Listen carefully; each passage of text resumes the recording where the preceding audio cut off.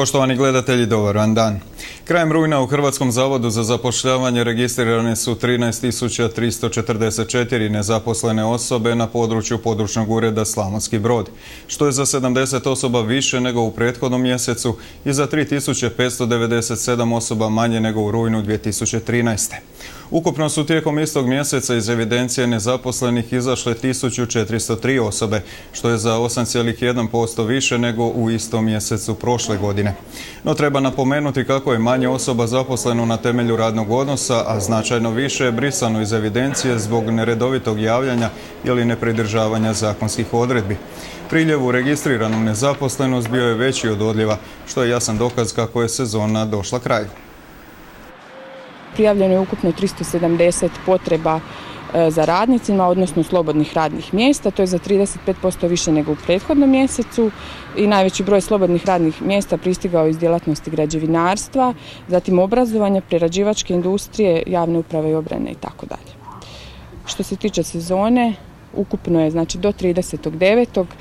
u sezoni u tuzemstvu zaposleno 1555 osoba, što čini vrlo blagi rast u odnosu na prethodnu godinu, a to je zapravo 22% od ukupnog broja zaposlenih s područja Brodsko-posavske županije u ovoj godini.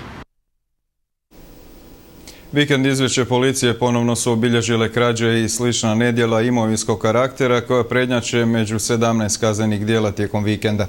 Među njima je jedna razbojnička krađa u kojoj niti vlasnik nije uspio spriječiti krađu svog bicikla. Razbojnik ga je u večernjim satima u njegovom dvorištu udario i pobjegao s biciklom. U prometu je jedna osoba zadobila teške i po život opasne ozljede u slijetanju i prevrtanju osobnog automobila na autocesti kod Starog Petrovog sela. Vozilom je upravljala 65-godišnja vozačica, a teške ozljede zadobio je 78-godišnji putnik. Neslavni alkoholni rekorder stiže iz Nove Gradiške. 40-godišnjak je napuhao 2,35 promila, a 64-godišnjak čak 2,9. On je zapravo, upravljajući vozilom, zbog nedržanja dovoljnog bočnog razmaka kada obilazi parkirana vozila, udario svojim vozilom u polo i vento i pobjegao. Dakle, nije razmijenio podatke sa oštećenim vlasnicima vozila o sebi i vozilu. No, ubrzo je pronađen, zadržan je na otrežnjenju kao i ovaj prethodni. U njegovu organizmu očitana je koncentracija alkohola u iznosu od 2,89 promila. Jutros u 10 sati u Zagrebu je započeo 13. memorijalni ultramaraton Zagreb-Vukovar, a ovogodišnji moto je putevima dragovoljaca HOS-a i bojovnika Domovinskog rata. Na podršku ultramaratoncima koji će proći i kroz Brodsko-posavsku županiju odlučili su se u HSP-u dr. Ante Starčević. Tako su se na konferenciji za medije, čiji se početak podudarao s početkom ultramaratona, mogli čuti svi najvažniji podaci. 11 sudionika ovog međunarodnog događaja tako će u Slavonski Brod stići u četvrtak oko 16 sati, a na Središnjem gradskom trgu bit će im pripremljena i dobrodošlica. Nakon noćenja sudionici u petak nastavljaju svoj put sve do konačnog odredišta spomen obilježja Domovinskog rata na Ovčari, gdje bi trebali stići u subotu oko 14 sati. Zamoljeni smo od strane organizatora ovog maratona, čelnih ljudi Udruge dragovoljaca HOS-a, da pomognemo u ovoj organizaciji i popratimo, kao i kažem, dugi niz godina ovaj maraton kroz našu županiju. Naravno da smo mi to vrlo rado prihvatili i ovim putem pozivam sve istinske pravaše, bez obzira kojoj pravaškoj opciji pripadali,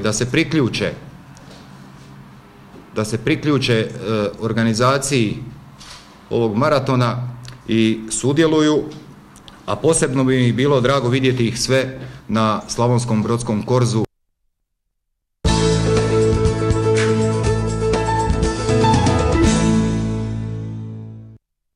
Odbojkaši Broda u novo prvenstvo prve A lige krenuli su s domaćim tjesnim porazom s 3:2 od vrlo dobre ekipe Varaždina. Domaći su s 25-21 izgubili prvi set, da bi nakon toga napravili preokret, te s 25-23 i 26-24 dobili drugi i treći set za vodstvo od 2:1 u meču.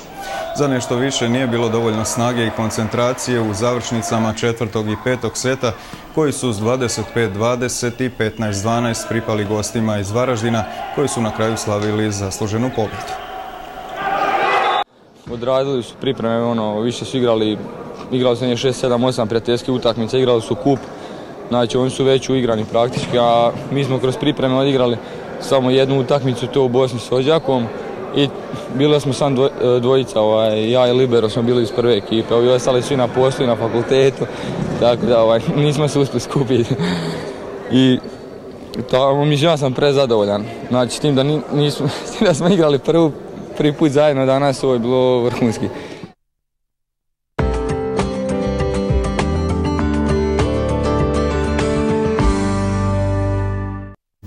Do kraja dana očekuje nas djelomice sunčano, iznad prosječno toplo vrijeme. Vjetar slab do umjeren jugozapadni.